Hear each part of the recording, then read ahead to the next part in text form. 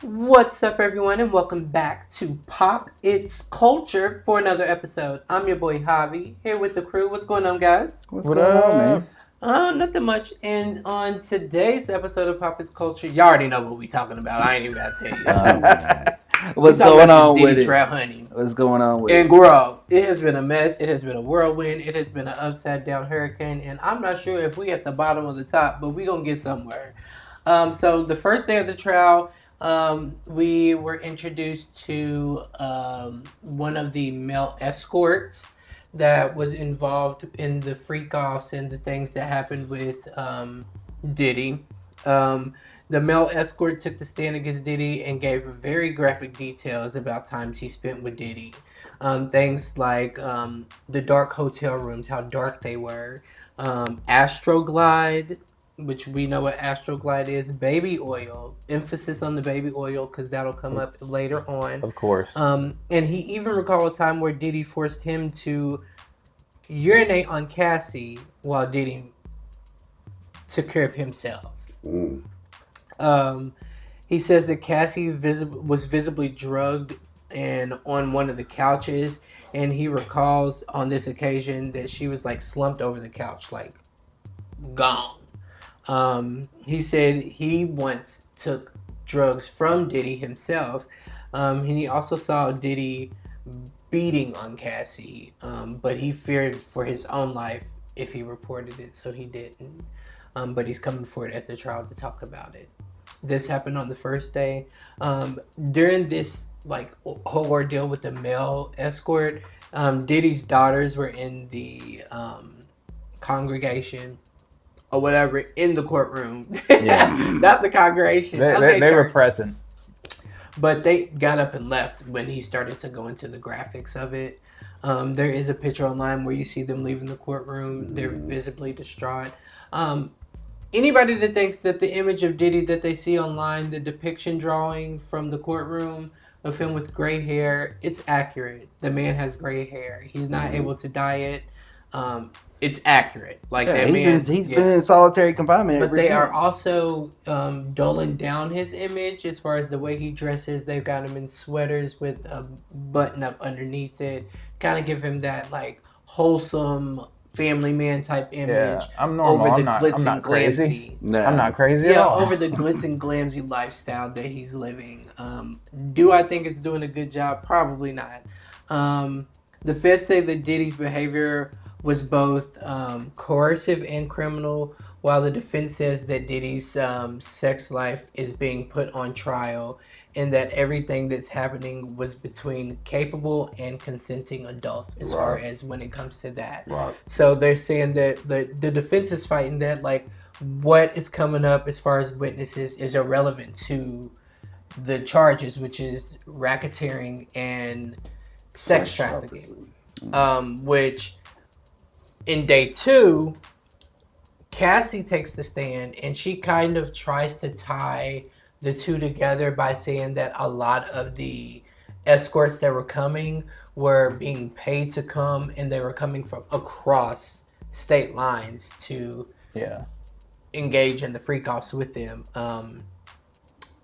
Cassie's victim number one, Cassie Ventura, which, if you don't know, is Diddy's long-term 10-year ex-girlfriend, who she was 19 and he was 37 when they met, and he signed her to his record label. She originally didn't know what a freak-off was. He introduced it to her as voyeurism or voyeuring, where you like engage in sexual acts while another person's watching, which is, to me, it's just a threesome. They just ain't jumped in yet, you know. I mean, I don't get why the difference in names, but anyways, she claimed that he beat her and was in control of everything.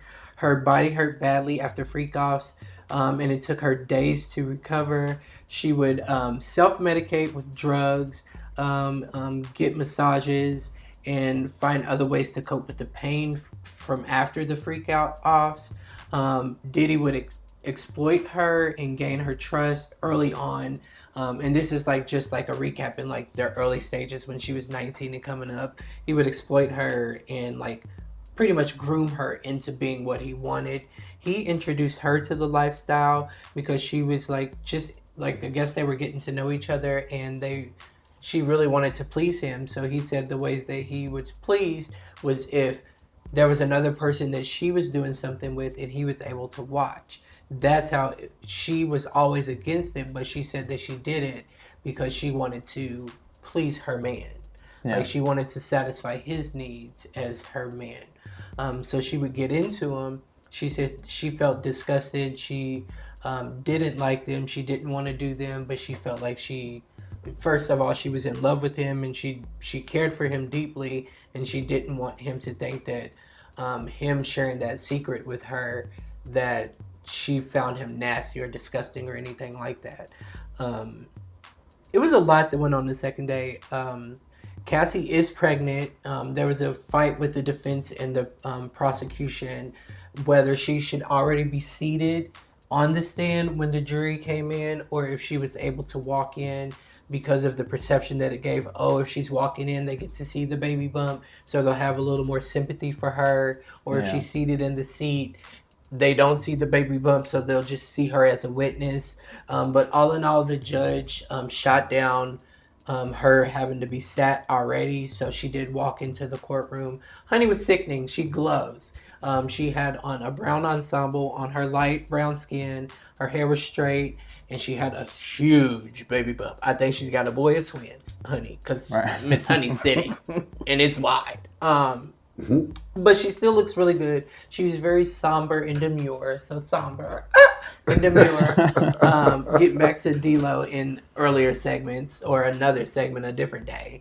But it was very like heart-wrenching to watch her testify, is what was gathered from my research. She said that she was scared and feared physical assault from Diddy, and the assault started before the freak-offs happened. So they didn't start when the freak-offs happened. They started before, in earlier years. She said that if she made the wrong face, that she would end up getting hit in the face. That's what type of fear she had. Anytime she did wrong in his eyes, it would always be met with anger and violence. And these are just some of the things that she said in court that I'm not really paraphrasing. I'm actually taking them verbatim from interviews that were had with people that were actually in court and took notes online on TMZ and on YouTube TV. There's several channels like Fox News and different places. So I did take, my sources are wide range. What else? There was so much, y'all. Like, it was very scary. It says that Diddy would get high and drunk, and then he'd be violent and abusive. Said that the freak-offs would last from anywhere from 36 hours, and the longest one she's ever partaked in was 4 days straight. Dang. She said they had to take uppers like MDMA, cocaine, and I hope this doesn't get banned. I will make this episode explicit as well. She was taking all types of drugs to stay up, but she was also, when she come down, she would have to take more drugs like ketamine and stuff like that to balance it out, to make sure that she wasn't in pain. So me and D-Lo were sitting in here before we started recording, and we saw something, or heard something. I saw it. He heard it. That y'all saw that hotel footage of her running out of the hotel and him pulling her and dragging her and beating her. Mm-hmm. So that wasn't because she was just wanting to get away from him. That's because she was trying to leave a freak off early. There was actually a freak off going on. That's why he came out in a towel. And he was covered in baby oil. They said he just got out of the shower. No, that was a freak off.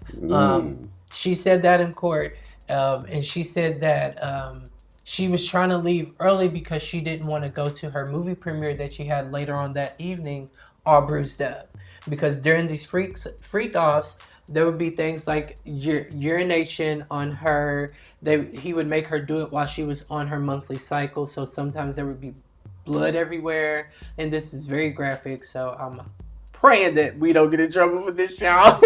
But she said that he would sometimes have the male escort urinate on her, in her mouth, and it just made her feel so vile. that Diddy himself would do it, and she would get choked up, and then he'd get mad. She said that sometimes when the male escorts were doing it, she would put her hands up and she'd be all choked, and Diddy would make them stop. But she said that all in all, she continued in these for years because fear, number one, number two, because she did love him. Like there was love. And why she partook in the freak offs is because she felt like that was the only time that she was really able to get close to him, because any other time he was never there. Like he was always doing something. Um, he There was so much, y'all, and I'm still looking at all this stuff. Like she's considered it to be like a full-time job as once it started to be like in full effect. Like she just was like, it's a full-time job. I clock in, do the job, get it done. Then I go and get my massages, take my drugs to diffuse the pain, cover up. The movie premiere that she went to that night, after being drugged back in there and beat and ended up having to follow through with the freak off, she wore sunglasses. There's a time where he cut her in the face, and there's still a scar there where she had to get plastic surgery done. There's been times where there's been multiple people. And she said that he's particular. Like he doesn't just go for any person. When they're looking for people, he wants the person to be black and have a big penis. Like he has to be black and have a big penis. So like there was an interview that was done with somebody.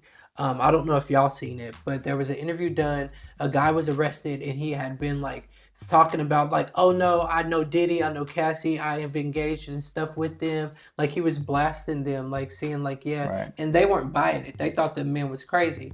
But turns out that it possibly could be true. No, he wasn't black, but he looked like he had big meat. I ain't gonna hold you. And coming from a gay man that is subject to glancing down at a bulge every now and then, he looked like he might have been packing. But anyways, that's here nor there. Back to the subject at hand. Some of the drugs. So ecstasy, cocaine, MDMA, ketamine, mushrooms made her sick. All those made her sick and throw up before and during the freak offs. There were strangers involved that she didn't know. He would always make her find the escort that she would be doing it with. He would force her to do. He would force the escorts to do things to her. So he would even force them to do things to her. She said that she was disgusted, and then she even got dependent on the drugs at some point. The freak offs were completely controlled by Diddy, even down to the lighting. He would light candles. He would set the mood. He would pick the location. He would tell them what sexual acts that they would be doing during the freak offs, and he would have to approve of the male escort that she selected. The baby oil. This is where the baby oil comes into play. They would go through at least 10 big bottles of baby oil in one freak off session, and if they ran out, there would be somebody on hand to bring them more. She said that he liked that they when they were dripping in baby oil. So now with that in mind, when you go back in your mind and think of all the times you see, and they're gonna start popping in your head when I'm telling you, okay? When you think of the times that you seen Diddy on the red carpet getting his picture taken, you visualizing it? You see the flashes? How shiny was that man's skin? Wasn't it glossy? Yeah. Like it was really there, and I'm like, oh my god, this man's got gorgeous skin. What's going on? I need to start dousing in baby oil. I'm just saying, and I'm not taking away from the craziness and the reality of this story, because it is graphic and it is brutal and it is something that I never hope anybody ever else goes through. But yeah, he was in control of it. There was 10 bottles of baby oil used, big bottles, not the tiny ones. Remind you, they had 1,000 big bottles of baby oil in that house. Said that she hated that he recorded. She begged him not to record some of them. And he said that, and she asked him to delete them, and he said that he did. There was one instance where he actually popped one up on a plane in front of everybody to embarrass her and to scare her, and then said that he watched them like they were Netflix series. Yeah. She said she would be butt naked and she would climb into what I'm assuming is a ball, like a helium ball that was full of baby oil, and just roll around in it for him. Sometimes the baby oil was heated up. I'm like, ooh, that must have been real nice on the skin when you heat it up. But he liked it heated up. The Finns are fighting that. So in the reality of this, the defense are fighting that there's no relevance to it. Everybody was just cool with it. Not that everybody's cool with it, but there's no relevance to the criminal case at hand. If this was a domestic violence case, there'd be weight. But with this being a criminal case with the racketeering and the sex trafficking, there's no weight. The only thing that has weight is that Cassie said that these people were paid to do this. And with the racketeering, it would be that they would be with the baby oil. Well, would be with the baby oil is because the baby oil, if they ran out, somebody would be on hand to bring them. So he does have a staff working for him in those instances of the freak off. So that's where the racketeering would come into play. Like he has an organization behind it. Go ahead.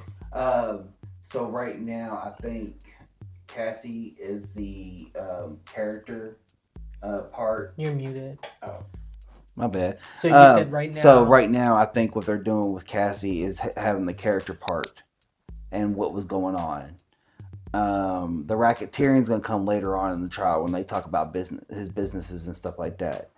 Because I think that's where that charge is going to come into play. Because they got those charges on him, but they also charged him with a RICO.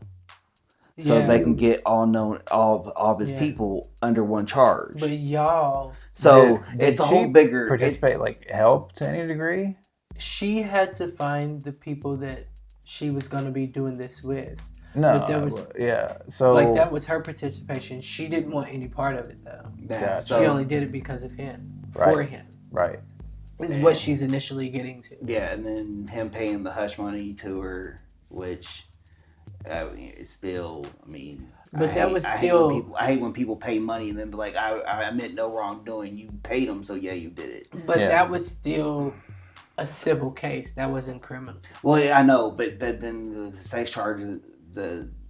All that that's what made it the federal and how many counts it is, and that's why it's not televised, because it's a federal case. So the jury they do plan on allowing the jury to see the footage of the freak offs, but they don't know that they're gonna bring them up in court as exhibits for the gallery to see.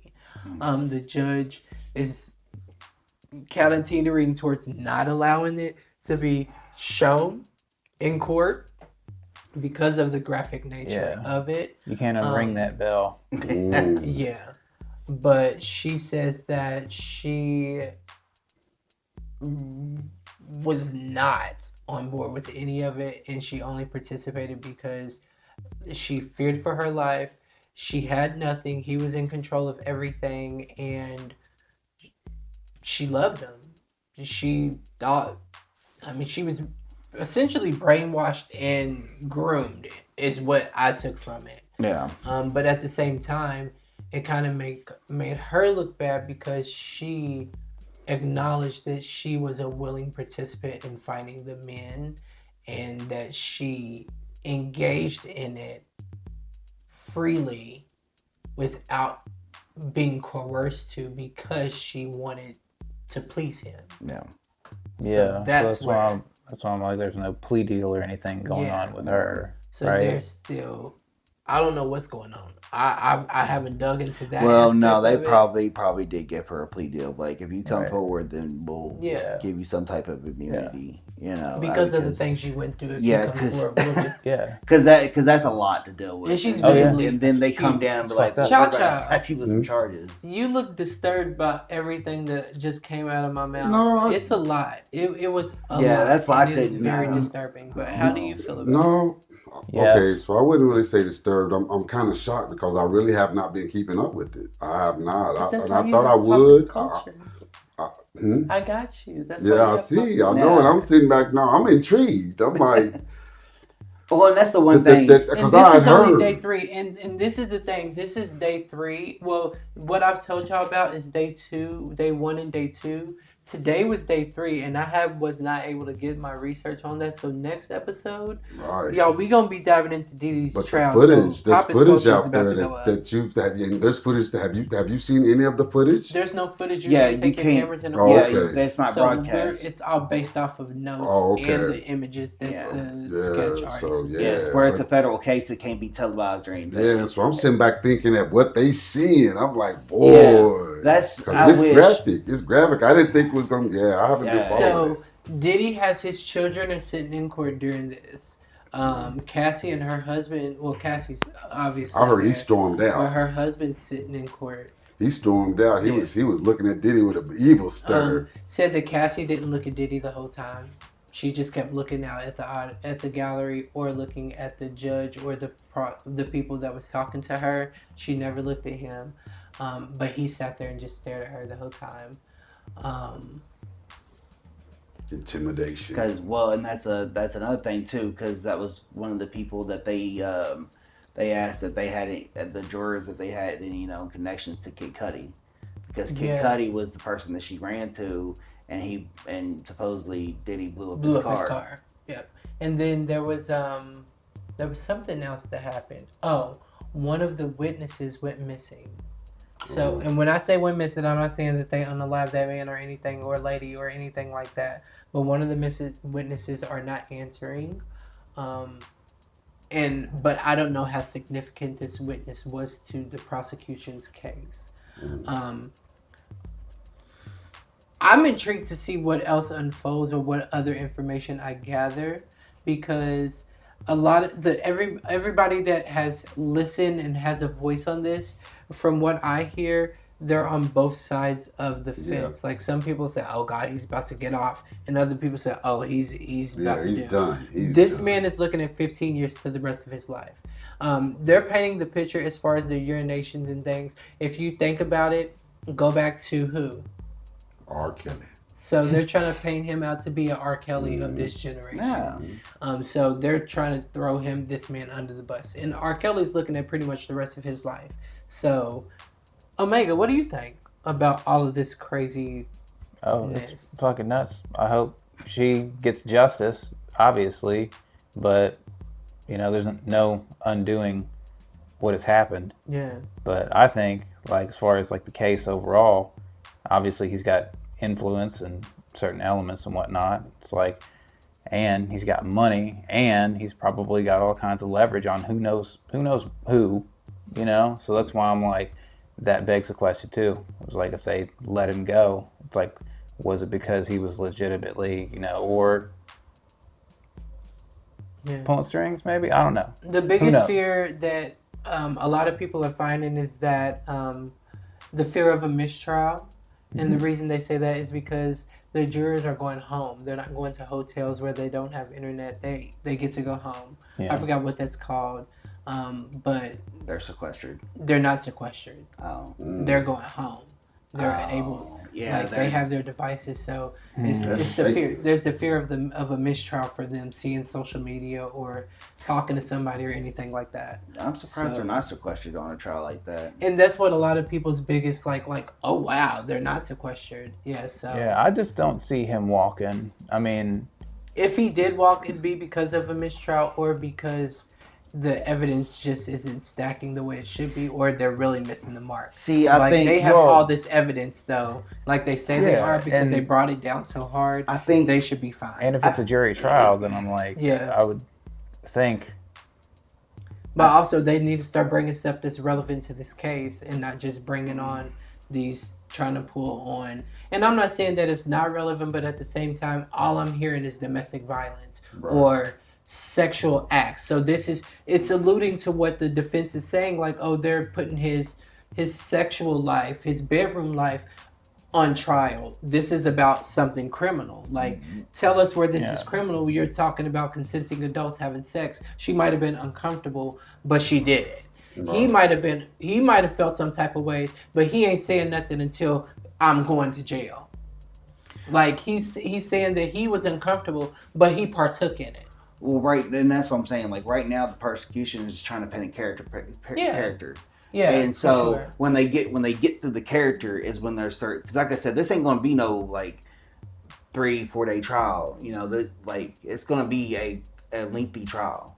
Oh yeah. That's why because they got to unpack all of the evidence and they got to show him because, like I said, they got him on a RICO case. Yeah. So they're going to get all the known people that's in his organizations, all that. So this is going to be like this is going to be ongoing. So I'm definitely going to keep on running it back on this until it's over, until we figure out what's going on. Me personally, I think the man needs to go to prison. And it's not necessarily because I'm biased against him, but as far as the things I've seen, when I seen that hotel video, if he don't go to prison for nothing and they don't find him guilty of nothing, that man needs to go to jail for that. Because that's, and what that lady went through is insane. And the fact that he's pretty much acknowledged that the things went on, but they were just willing participants. So for you to allow somebody to do that at a very young age like that, you groomed her and you know you did. But I think that he should go to prison, and I'm going to keep y'all up to date. But I'm going to try to keep my bias out of it. And I think I have, essentially, just because it's so angled. Yeah, but there's so many sides. There's so many key. I'm waiting on the names to come out. That's gonna, because you know what other videos do they have? If you know the stuff that he's got up in his house, because like I said, they're also going to try to paint this picture of, we know this is in your character because you have this going on in your house. Yeah, they said and Cassie said he's the orchestrator of everything. Right. Yeah. He's recorded her to her knowledge and she's told him no, and he still has those videos because he's brought them up and used them as blackmail against her. And that's what I'm saying. Like that's why that's how I'm saying that's how they're painting this character. Yeah, he runs everything. Yeah, like the whole RICO, the whole criminal organization. We just got the kingpin. Yeah. Now we need to go after those other people. Yeah. So we're painting you as the kingpin of everything. Yeah. So we would definitely keep y'all posted. Yes, that's all I have right now. It's gonna get a lot crazier. Y'all think it's juicy now? Y'all just wait. But that's all I have for now on Pop It's Culture. I'm your boy Javi, here with the crew, and we'll catch you the next time. Yeah. Laters. Keep on grilling.